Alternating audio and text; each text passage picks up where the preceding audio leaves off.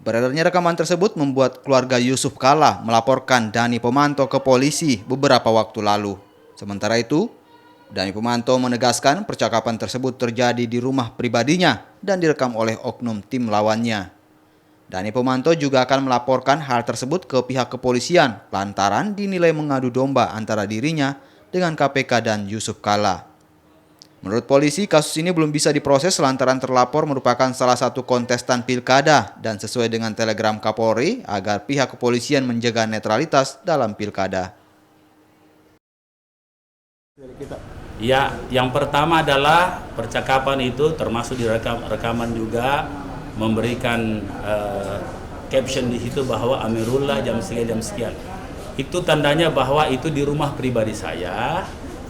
Percakapan sifatnya pribadi, karena itu diskusi karena mereka tanya, membahas soal yang sudah ada di media-media nasional, misalnya di Gatra, di Tempo, di media online nasional yang sudah menghangat. Itu diskusi biasa. Lantas ada yang rekam, kemudian rekaman itu disebar untuk mengadu domba saya dengan pihak-pihak tertentu. Nah, itu adalah pelanggaran hukum yang berat. Apalagi setelah kita selidiki, ternyata yang rekam itu adalah pihak sebelah, yang sebar pihak sebelah, yang marah pihak sebelah, yang lapor pihak sebelah.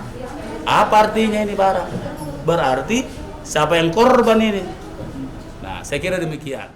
Ya, jadi laporannya memang kita sudah terima pada hari Sabtu kemarin sekitar jam 16 sore itu. Dan sudah kita tindak lanjuti dengan mengambil data-data dan beberapa informasi.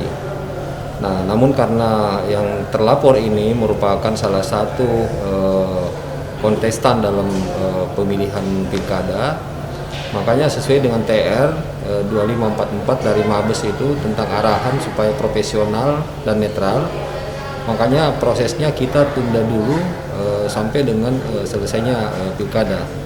Harapan ini dimaksudkan agar kegiatan yang dilaksanakan dalam hal proses penyidikan tersebut tidak mempengaruhi netralitas polisi dalam hal pemilihan pilkada ini. Karena ini kan murni pidana, jadi tidak boleh dikait-kaitkan dengan politik.